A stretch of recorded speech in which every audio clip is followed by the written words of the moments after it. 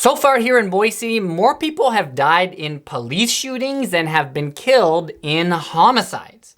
So what can we learn about this and what should we do about it? That's what I want to talk about in this video, and I'll also share what some of our mayoral candidates are suggesting we do. Now, I think this will be a topic that is of interest to you if you are thinking of moving to Boise, because at the end of the day, you want to know what it's actually like here in this city. Now, a couple months ago, somebody from you guys, from my YouTube audience, called me up who is a police officer in California. Some city, I won't say where. And so I spoke with him and his wife on Zoom, and I remember him saying that he wants to join the Boise Police Department and not the Meridian or some other city in the Treasure Valley, because he wants there to be a little bit more action, sort of like what he's used to in California. So A, if you're watching, I'll use your initial hello, and I hope it works out for you. I'd love to see you up here in Boise sometime. Now, I've always thought that it's pretty chill here in Boise, but evidently we've had a little bit more action than what we are used to. According to the local paper, the Boise Police Department officers have shot more people in the first 2 trimesters of 2023 than they have in decades. So let me start by giving you some of the stats here, and these might surprise you because they're actually pretty low. But over the past 8 or 9 months or so, Boise Police Department officers have had 6 shooting encounters. 4 of them have been fatal. Now, in that same period of time, we've had 3 homicide cases. Now, what's interesting about this is that the crime level is currently at a record low here in Boise, and that comes in the wake of a population explosion that we have seen over the past several years. So we've had a lot of people moving here, very low crime, but high police shootings.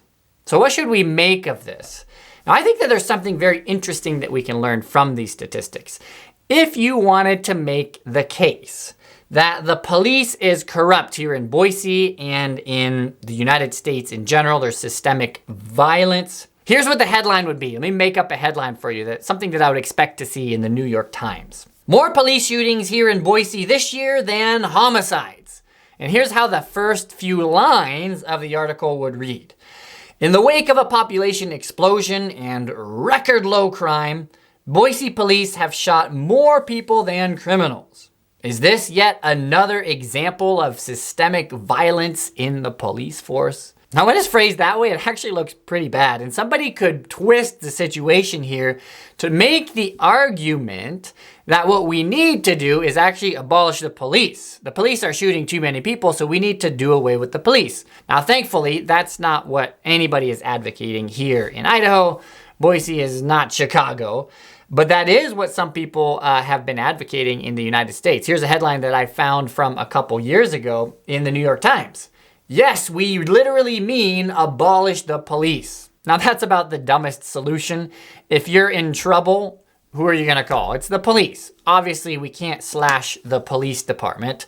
What others suggest, though, is that we need to suspend the Second Amendment. And this actually was the solution of the governor of New Mexico just last week.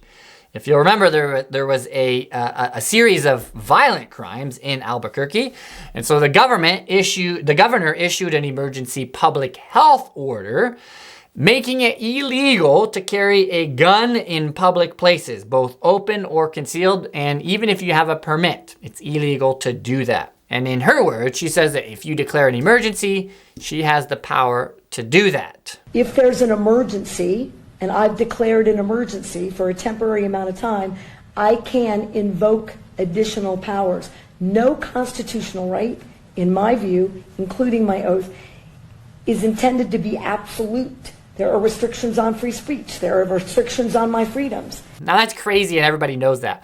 One person can change the Constitution. You just declare a public health emergency and you can suspend any part of the Constitution that you like. If she declares a public health emergency, she could theoretically restrict free speech.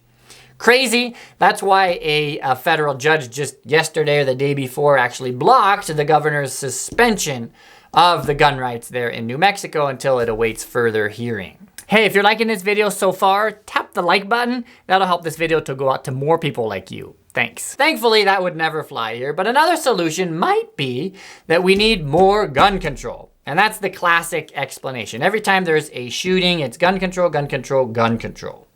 Now, 5 of the 6 people who were shot by police officers this year had guns. And the other one had a knife or some other object. So the argument for gun control would go something like this. If people didn't have guns, then there would be no crime. But if you look at the stats, many of the laws suggested by gun control advocates actually wouldn't stop the shooters. Most shooters get their guns illegally to begin with.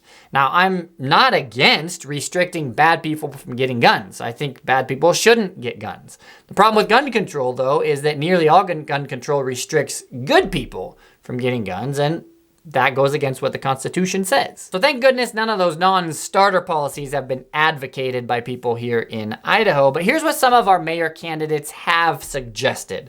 So our current mayor, Lauren McLean, she suggests that we need a new director for the Office of Police Accountability. She says we need a new director to analyze the trends and review policies to prevent violence.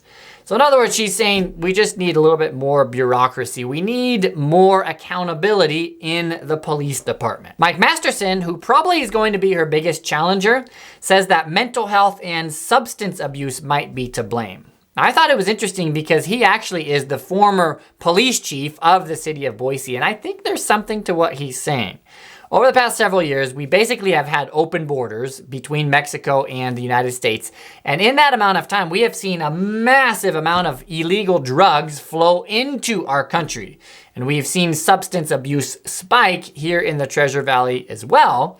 And so what he wants to do is see how we are dealing with behavioral and mental issues and pairing them with the right health workers, and how we are dealing with this substance abuse. How can we curb substance abuse and deal with the problem at that level? He's also considering creating a police commission that would be made up of city residents to review policies and procedures. Joe Evans, who's the 3rd candidate for mayor here in Boise, points to the fact that we actually don't have a director for the Office of Police Accountability here in Boise. So he points to the mayor and he says, we haven't had a director for the past 9 months.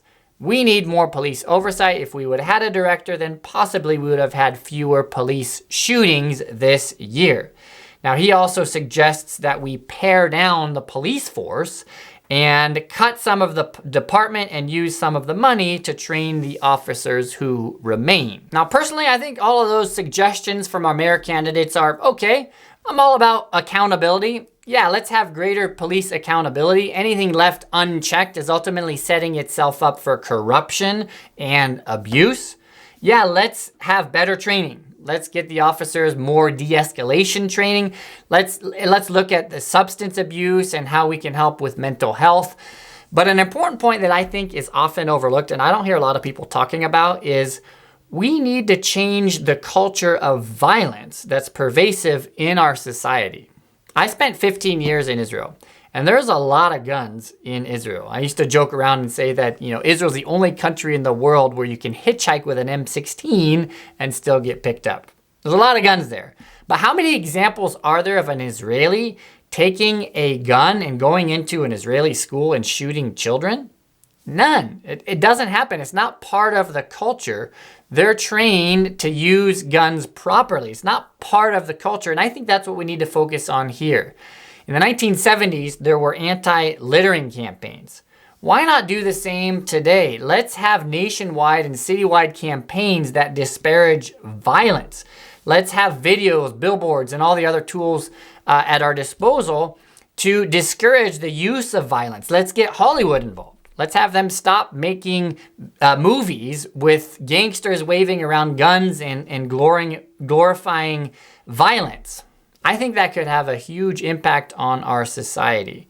Now, I realize that until the Prince of Peace comes, there's going to be crime. All of us are sinners. But until then, let's do what we can to make things better. Now, to be quite honest, I really don't think there's a big problem here in Boise. I was talking to a police officer the other day who says, yeah, we're really spoiled here, honestly, in the Treasure Valley. The numbers, the statistics are really low here. But what do you think? We have seen a spike in police shootings in the past year or so. What do you think is the best suggestion? Let me know in the comments.